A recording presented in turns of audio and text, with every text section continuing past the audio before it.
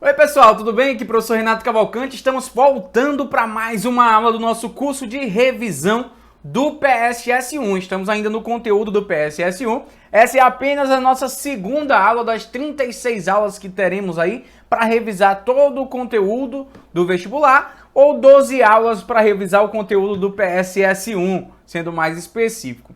Então essa é apenas a nossa segunda aula. Na nossa primeira aula nós trabalhamos sobre conjuntos. Falei para vocês sobre conjuntos, sobre vários aspectos dos conjuntos, e agora nós iremos falar de uma parte muito importante do teu conteúdo, que são os conjuntos numéricos. Renato, o que são conjuntos numéricos? Ora, o nome já diz tudo. Conjuntos numéricos são aqueles conjuntos que são formados por números, né? Conjuntos numéricos.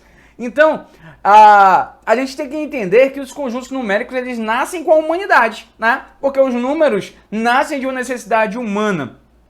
Então, os conjuntos numéricos eles foram crescendo, foram se modificando de acordo com as necessidades humanas, com as necessidades da matemática ao longo da história. Então, vem comigo, vamos navegar um pouco aqui na nossa aula de hoje.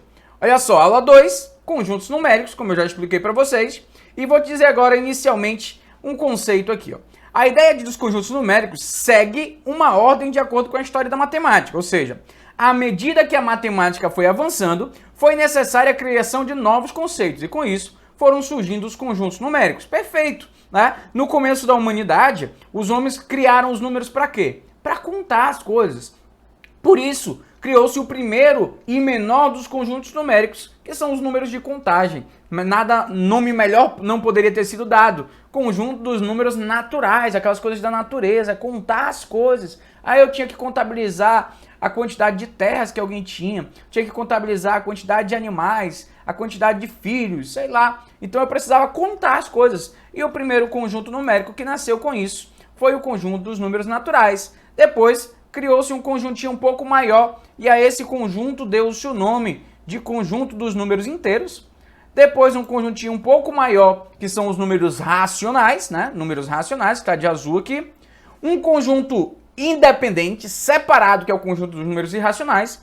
Tudo isso junto forma o conjunto dos números reais e tudo isso a gente vai entender que também forma o conjunto dos números complexos. Mas nós vamos agora conhecer a fundo cada um desses conjuntos. Vamos navegar nessa história da matemática aqui para você ver como tudo na matemática é lindo. Perfeito? Então, primeiro conjunto que eu preciso apresentar para vocês é o conjunto dos números naturais. Renato, quem são os números naturais? Eu consigo dizer que os números naturais são os números que nós usamos para contar as coisas. São os números de contagem. Contagem, certo? Então, o conjunto dos números naturais são os números de contagem. Números naturais, números de contagem, que eu uso para contar as coisas. 0, 1, 2, 3, 4, 5, 6. Isso é um conjunto infinito. Mas veja que esse número eu estou botando do zero para frente. É só do zero para lá, do zero para lá, do zero para lá. Eu não estou falando em número negativo ainda, porque inicialmente ainda não existiam os números negativos. Então aqui, definindo os nossos números naturais, a letrinha N, naturais, igual a 0, 1, 2, 3, 4, reticências aqui, porque vai embora para o infinito. E aí eu fico imaginando o homem estava lá sem fazer nada, vamos criar um número aí. Pô, 0, 1, 2, 3, 4, 5. E aí ele falou, vamos lá, um desses aí eu vou chamar de par, outros eu vou chamar de ímpar. Quem serão os números pares?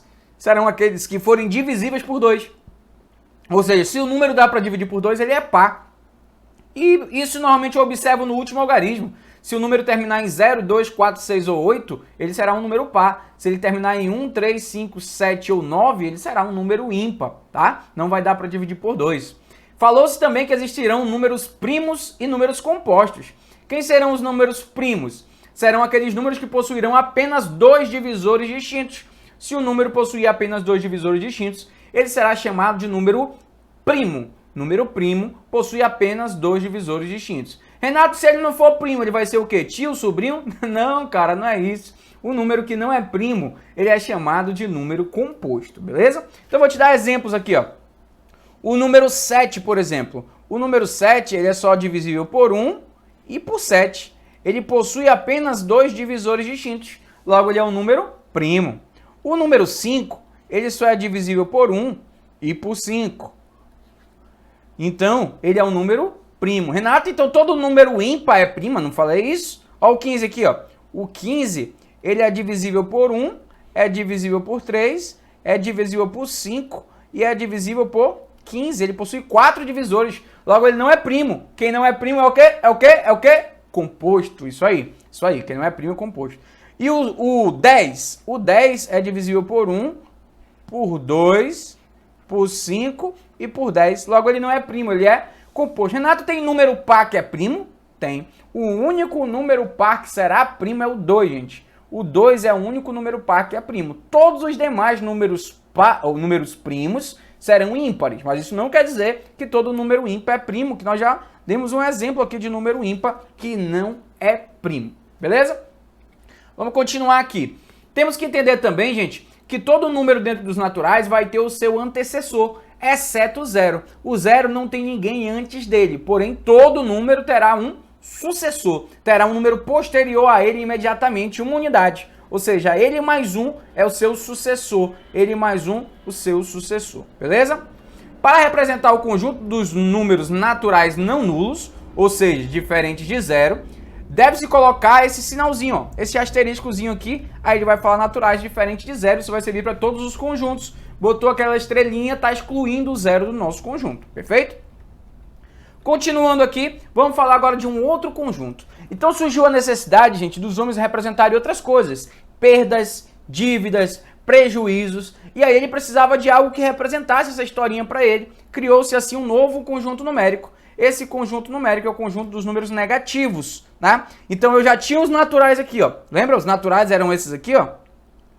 E aí eu adicionei mais alguns. No momento que eu adicionei esse, eu peguei esses que eu já tinha, coloquei lá dentro e coloquei mais alguns. Logo, todo número natural está dentro do conjunto dos inteiros. Logo, todo número natural pertence ao conjunto dos inteiros. Logo, o conjunto dos números naturais, ele está contido no conjunto dos números inteiros. Está dentro, o conjunto. Quando eu falo de conjunto, eu tenho que falar contido. Quando eu falar de elemento, eu vou falar, os números naturais pertencem. O conjunto dos números naturais está contido, tá? Quando eu falar em conjunto, está contido. Quando eu falar do elemento, pertence, tá? Então, todo número natural, ele é inteiro, mas nem todo inteiro, esse que é inteiro, é natural, porque entram os números negativos.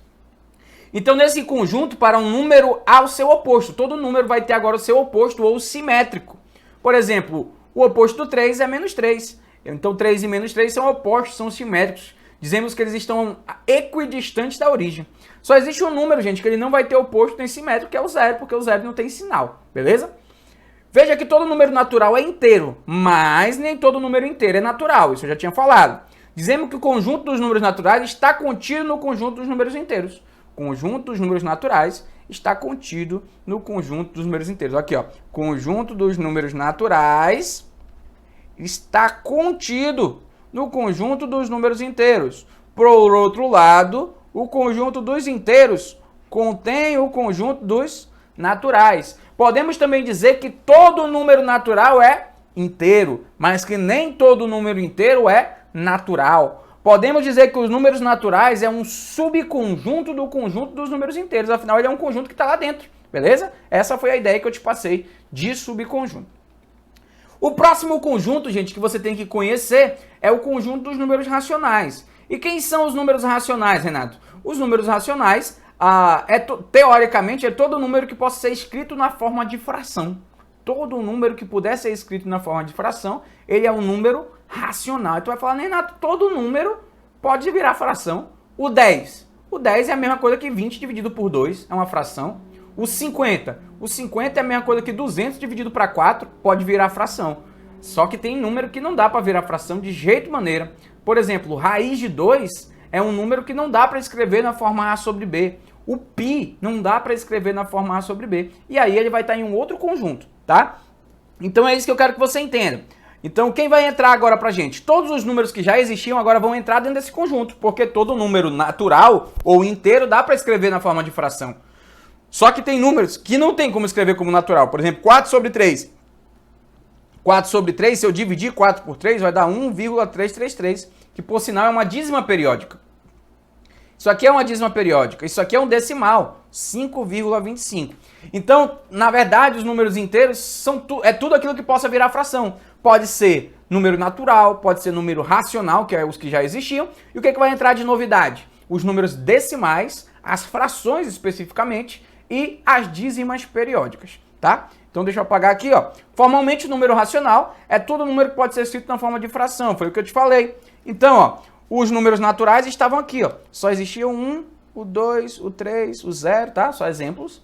E aí eu vim e coloquei os simétricos deles, menos 2 e menos 3, e aí formei os inteiros. Só que aí veio um conjunto mais abrangente, e aí ele pegou as frações. Ele pega 1 sobre 2, pega 1 sobre 5, ele pega as dízimas periódicas, né? 0,333. Renato, o que é dízima periódica? Se você olhar, 0,333 é a mesma coisa que 3 nonos, que simplificando é igual a 1/3. Essa fração aqui, ó, é dita, também é uma dízima periódica, só que ela está na forma de fração geratriz. Tá? Tem frações não, ó, tipo 5 sobre 4. Se eu dividir 5 para 4, dá 1,25. Dá um número decimal e não uma dízima periódica. Já se eu pego aqui o 4 sobre 3, que é o exemplo que está ali, ó, 4 sobre 3. Se eu dividir, vai dar 1,333, que é uma dízima periódica, tá? A grosso modo é isso aqui, ó, gente. Se você tiver 0,252525, você pega o período e divide, embaixo tu só vai colocar noves. Quantos noves? 2, porque em cima tem 2 elementos no meu período. Se fosse 0,777, seria 7 sobre 9. Só um 9, porque só tem um elemento no meu período. E essa fração que eu criei é chamada de fração geratriz da nossa dízima periódica. Perfeito? E o próximo conjunto é aquele que vai ter os números que eu te falei que não dá para escrever na forma de fração. Se não dá para escrever na forma de fração, esse número não pode ser racional. E quem não é racional é o quê? Quem não é racional é o quê? É irracional. Beleza?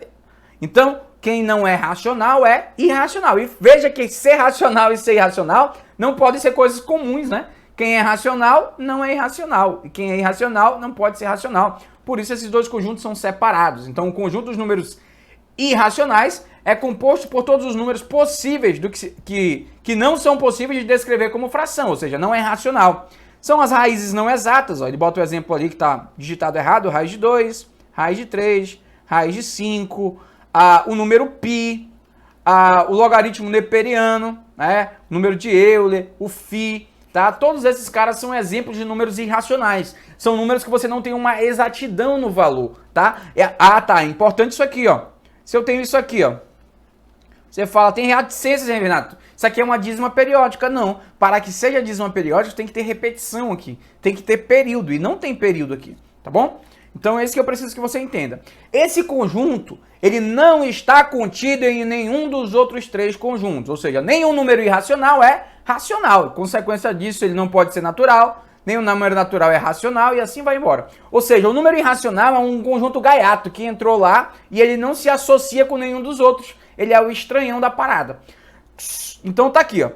Tem o conjunto dos números naturais, que você já conhecia. E aí ele criou o conjunto dos números inteiros. Criou-se um conjunto dos números racionais e aí tem um conjunto estranho aqui, que é o conjunto dos números irracionais. Quando eu juntar tudo isso aí, eu vou criar esta bolota aqui. Essa bolota é o conjunto dos números reais. Renato, o que são os números reais? No momento que eu fizer a união entre o conjunto dos racionais e os irracionais, isso que eu criei foi o conjunto dos reais. Logo, todos os números que eu falei até agora para vocês, eles são sim números reais. Eles podem estar no conjunto dos racionais ou no conjunto dos irracionais. Perfeito? Claro, vai existir um conjunto maior aqui, que nós estudaremos mais na frente. Mas esse conjunto aqui é o conjunto dos números complexos, tá? Esse conjunto é o grandãozão, né? Os homens tinham criado até ali reais e aí chegou um momento que nasceu a necessidade. Só para te exemplificar, até agora a gente não consegue calcular, por exemplo, raiz quadrada de menos 16. Mas dentro do conjunto dos complexos vai existir. Aqui, ó, raiz de menos 16 vai dar para calcular. Raiz de menos 25 vai dar para calcular. Tranquilo? Mas a gente sabe que isso não está dentro do conjunto dos números reais. Perfeito? Então é isso que eu quero que você entenda. Aqui está um conjuntinho dentro do outro e tem o conjunto dos reais que abarcou todo mundo e aí depois nasceu um conjunto ainda maiorzão, o porrudão, o grandãozão, que é o conjunto dos números complexos. E todo número que você conhece até então, ele é um número complexo. Seja ele racional, irracional ou até mesmo não real, ele vai ser um número complexo. Perfeito? Então, galera, aqui veio a parte introdutória do nosso conteúdo. Agora vamos lá para a parte que mais nos interessa, que é a parte mais legal, a que eu mais gosto de fazer, que são as questões, porque é na questão que você vai testar seus conhecimentos. Então, se você já tem uma certa facilidade, quando eu colocar a questão na tela, pausa o vídeo, tenta fazer a questão primeiro, depois você avança e vê a solução. Se não, deixa rolar aí, depois você volta copiando, volta revisando. Beleza? Então aí fica a seu critério. O que eu quero é que você aproveite o melhor possível dessa aula, que você não desperdice a informação que eu estou tentando trazer para você. Beleza? Então vem lá. Primeira questão, vou botar na tela dos senhores agora. Olha lá. Vou sair da tela de vocês aqui para você poder focar na questão. Vem a leitura comigo. Sobre a teoria dos conjuntos, assinale a alternativa incorreta. Alternativa incorreta. Se o número é natural, ele também é. E aí, vamos pensar. O que fazer da vida, gente? O que fazer da vida? Então, lê de novo comigo. Sobre a teoria dos conjuntos, assinale a alternativa incorreta. Essa palavra aqui, gente, tem que ser palavra-chave para você. A palavra tá até em negrito aqui, ó. Incorreto. Eu quero achar aquela que é errada. Se um número é natural, ele também é inteiro? Sim, porque nós aprendemos, vou botar aqui o diagramazinho para você, ó. O conjunto dos números naturais está dentro do conjunto dos inteiros. Logo, se um número natural, ele é sim inteiro, né? Beleza?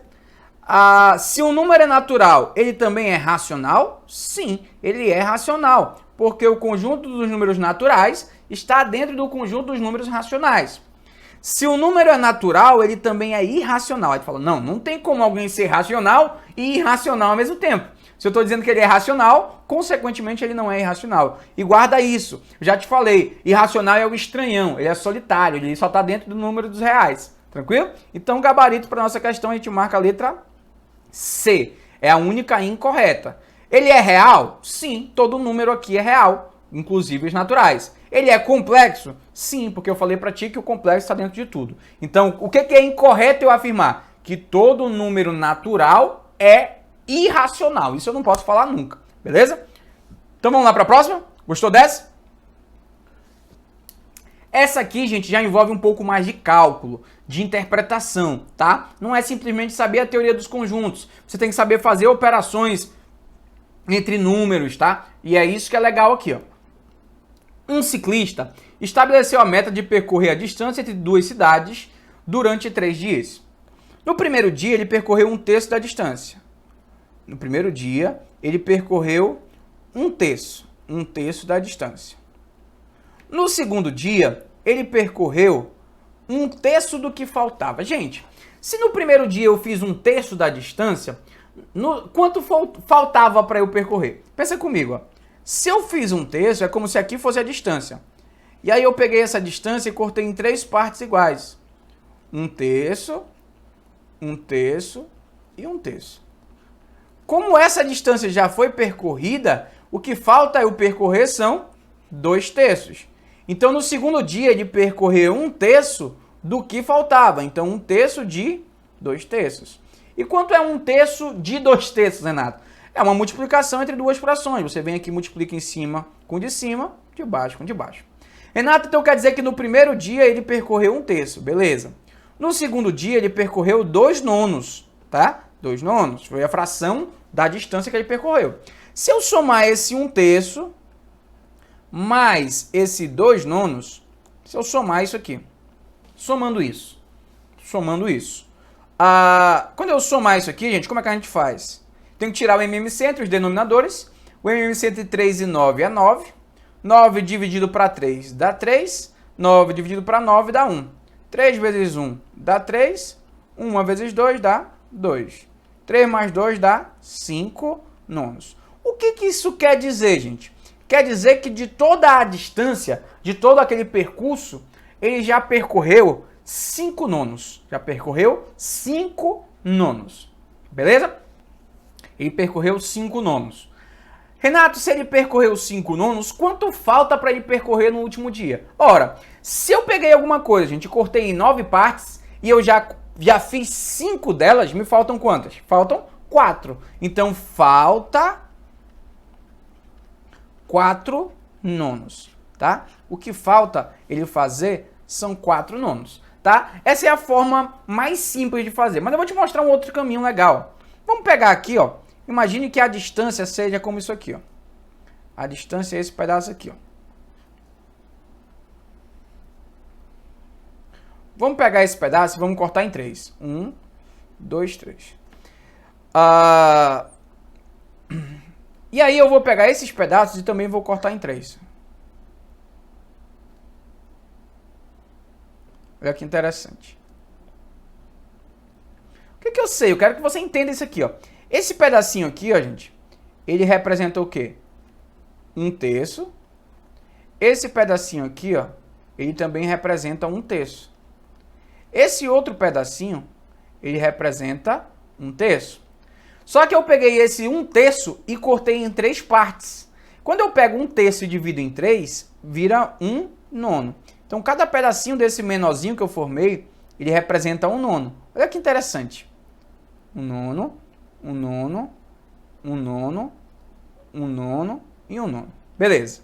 O que ele está dizendo? Que no primeiro dia ele percorreu 1/3. Então ele veio, andou esse pedaço, andou esse pedaço, andou esse pedaço. Ele já andou 1/3. Posso dizer que ele andou 1/3 ou que ele andou 3 nonos. Porque 1/3 é igualzinho a 3 nonos. Só que aqui a fração está simplificada. Beleza. Feito isso, ele falou que no outro dia ele percorreu 1/3 do que sobrava. O que sobrava aqui? Sobrava 1, 2, 3, 4, 5, 6. 6 nonos.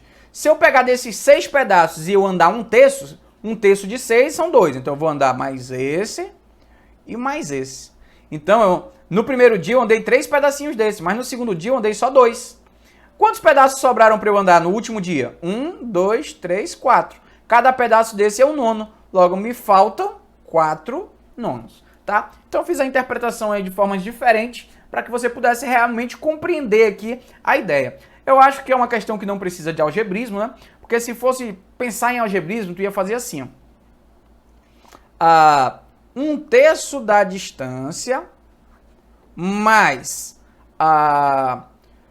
1/3 de 2/3 da distância somado com mais o terceiro dia, o dia 3, tem que ser igual à distância total, né? Ia ficar um negócio meio estranhão, mas daria certo. Algebricamente, tu somava isso aqui, passava isso para o outro lado, substituía, ia dar certo. Mas eu não queria fazer algebricamente, eu não queria botar letrinha, eu queria que você entendesse a ideia de fração que a gente entende desde lá do ensino fundamental, que se fala nessa nomenclatura lá, de botar barrinha e tal, e você já deve ter um certo domínio sobre isso. Então eu quero te mostrar que nem sempre tu precisa ter grandes conhecimentos teóricos para fazer uma questão, beleza? Então vamos lá para a próxima questão. Então vamos lá, nossa próxima questão diz assim, ó. Pedro, um aluno do curso de almoxerife do IFPE, Cabo, em seu estágio se deparou com a seguinte situação no almoxerifado. Encontravam-se 20 caixas de lápis, cada caixa com 30 lápis. Então observe o seguinte, ó. Nessa situação aqui, com essa informação, eu já consigo concluir o seguinte. Se eu tenho 20 caixas de lápis e em cada uma dessas 20 caixas eu tenho 30 lápis, logo eu tenho aqui um total de 600 lápis. Tranquilo? 600 lápis. E aí ele começa a contar a historinha dele. Ele precisava mandar 1/10 dessas caixas para o laboratório. Então vamos pensar comigo. Ele tinha aqui, ó, 600 lápis, o Pedro. E aí ele começa a fazer a distribuição desses lápis. E aí ele pega desses 600 lápis e manda 1/10 desses lápis, 1/10, para o laboratório de matemática. A minha primeira pergunta é, quanto é 1/10 de 600? 1/10, gente, é sempre a décima parte. Então é só tu dividir por 10. Então 600 dividido por 10 dá 60. E ele fala que desses 600, ele mandou 1/10 para o laboratório de matemática. Logo lá para o laboratório de matemática, ele mandou 60 lápis. E aí o Pedro ficou de posse dos demais, né? Ele só fala que ele pegou desses e mandou um décimo para o laboratório. Logo, 540 lápis ficaram com ele.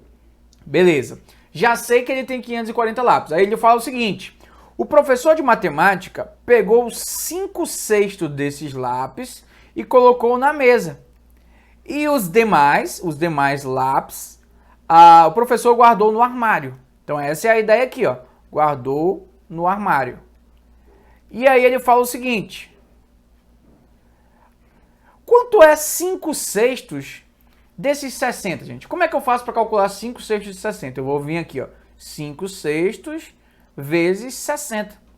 60 dividido para 6 dá 10. 5 vezes 10 dá 50. Então nós concluímos, gente, que ele colocou 50 lápis sobre a mesa. Então o professor pegou lá os 60 lápis que o Pedro levou para ele. 50 ele colocou em cima da mesa e o restante ele colocou no armário. O restante é 10. A pergunta da questão é exatamente essa. Nessas condições, podemos afirmar que o professor guardou no armário do laboratório quantos lápis? 10. Como diz o nosso gabarito aqui na letra A. Então, é uma questão bem simples, gente. Só operaçõezinhas básicas de matemática, multiplicação de fração, entender sobre frações. Claro que tem toda uma ideia contextualizada que você tem que interpretar e analisar os fatos aqui para poder chegar na tua resposta. Mas acho que não tem grandes dificuldades aqui. Tranquilo? Vamos para a próxima? Então, olha só. Próxima questão é uma questão de inequação, para ser mais específico com você, inequação simultânea. Então, se você olhar, tem uma desigualdade aqui simultânea. E aí eu quero mostrar para vocês um exemplo prático aqui, ó. Se eu tivesse assim, ó, x precisa ser maior que 10 e menor que 15. Quem seriam os possíveis valores de x? Eu teria que x pode ser 11, x pode ser 12, x pode ser 13 ou x pode ser 14. X maior que 10 e menor que 15. É um intervalo numérico ali de possíveis valores para x. Só que quando eu olho para a minha inequação, ela não está dessa forma. Não tem só uma letrinha no meio. Tem esse danado desse 14 ali querendo atrapalhar a nossa vida. Então o que é que eu tenho que fazer? Eu tenho que dar fim naquele 14 ali. Tenho que expulsar aquele 14 dali. Como que eu vou fazer para expulsar aquele 14 dali? Pensa comigo. Tudo que eu quero na minha vida é que esse 14 saia daqui. E veja que esse 14 ele está dividindo. Como é que eu faço para dar fim num 14 que divide? Ora, é só eu enfiar um 14 multiplicando aqui. Porque quem cancela o que divide é o que multiplica. Renato, mas se eu botei um 14 aqui, vai ficar de graça? Claro que não. Tudo na matemática tem um preço. Então eu vou botar também um 14 multiplicador aqui e um 14 multiplicador aqui. Pronto. Cheguei aqui, eu vou poder fazer o seguinte, ó. 14 dividido para 7 dá 2. 2 vezes 3 dá 6. Menor ou igual, ó. 14 vai cortar com 14, vai ficar só o N no meio. E aí aqui, gente, não tem como simplificar. Olha que interessante. 2 vezes 14 dá 28. Aí vai ficar 28 terços. Só que se você pegar o 28 e dividir por 3, 28 dividido por 3 vai dar 9,333, uma dízima periódica. Um número pertencente ao conjunto dos números racionais. E esse númerozinho de cima, 28 terços, é exatamente a sua fração geratriz, a fração que deu origem a essa dízima periódica. Tranquilo? Beleza até aqui?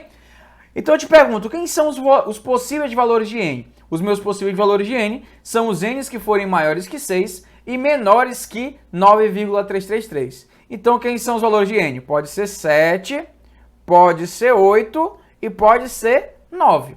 Não posso incluir o 6 porque não tem igualdade aqui. Não posso incluir o 9 porque não tem igualdade aqui. Então são apenas esses os valores inteiros positivos que atendem à nossa desigualdade. O 7, o 8 e o 9. E ele pergunta a quantidade. A quantidade são 3. Tem 3 números inteiros que atenderam aqui ao nosso requisito. Tranquilo? Então, é isso que eu preciso que você entenda.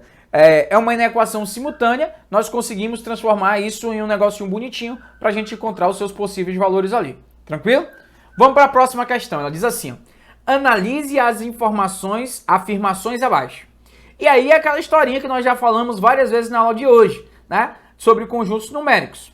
O conjunto dos números naturais é subconjunto dos números inteiros. Certo ou errado, gente? Certo. O conjunto dos números naturais, ele é subconjunto dos números inteiros, porque o conjunto dos números naturais, ele está dentro do conjunto dos números inteiros. O conjunto dos números naturais é subconjunto dos números racionais? Hã? É ou não é, gente? Claro, a gente aprendeu que os números naturais estão dentro do conjunto dos números racionais.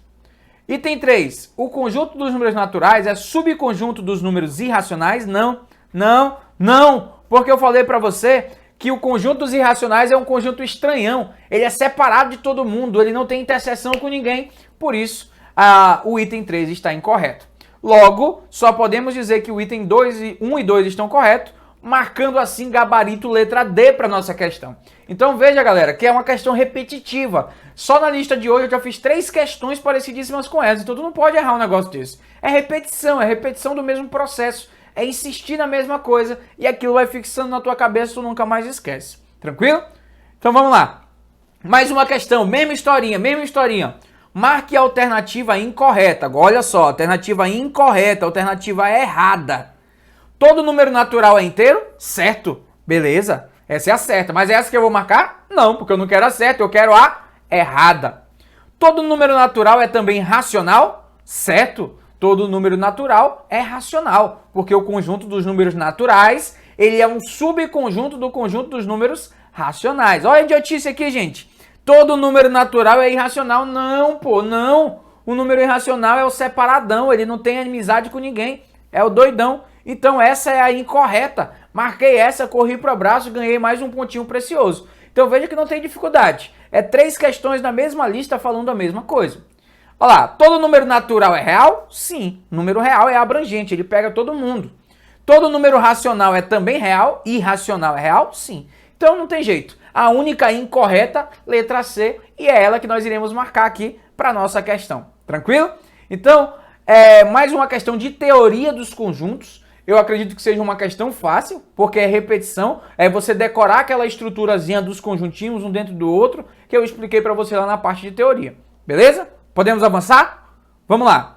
A nossa próxima questão, também de teoria dos conjuntos, diz assim: de acordo com os conjuntos numéricos, analise as afirmativas abaixo.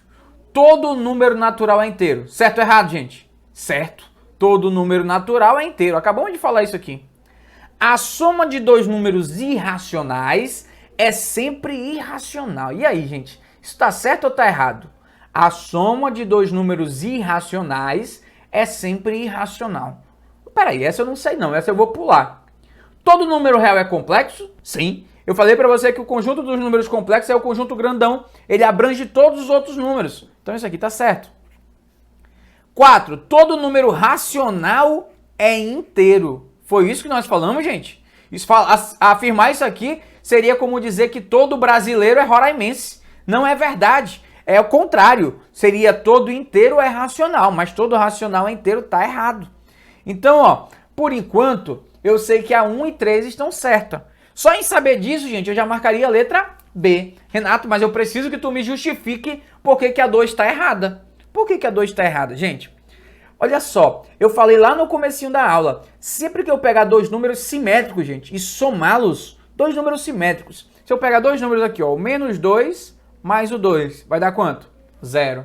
Se eu pegar 1 sobre 2 negativo mais 1 sobre 2 positivo, vai dar 0. Se eu pegar raiz de 2 negativo e somar com raiz de 2 positivo, vai dar 0. O que nós concluímos então? Que a soma entre 2 números simétricos será sempre uma soma nula, ou seja, vai estar dentro do conjunto dos naturais, porque o 0 é um número natural.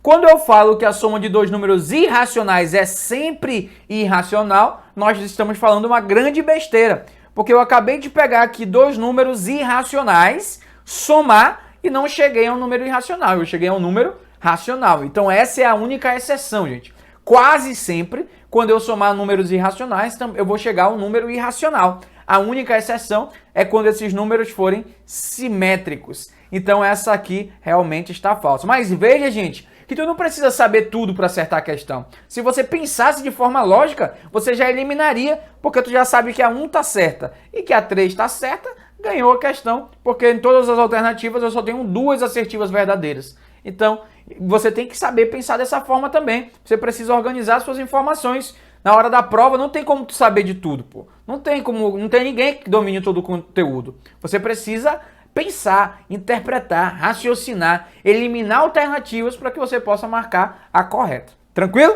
Vamos lá? Vamos lá, continuando aqui? Ah, acabou, galera. Então, chegamos aqui ao final da nossa aula de número 2. Hoje falamos de conjuntos numéricos. Na aula que vem, nós iremos dar início ao estudo das funções. Um estudo muito importante, uma questão certa na nossa prova, e a gente sabe que função é um assunto longo, porque vai abranger várias ideias de função, domínio, contradomínio, imagem, função par, função ímpar, função inversa, função composta, função afim, função quadrática, função logarítmica, função exponencial, função modular, tudo isso é conteúdo que está lá no teu edital. Então, por hoje é só, até nosso próximo encontro, fica com Deus, até mais!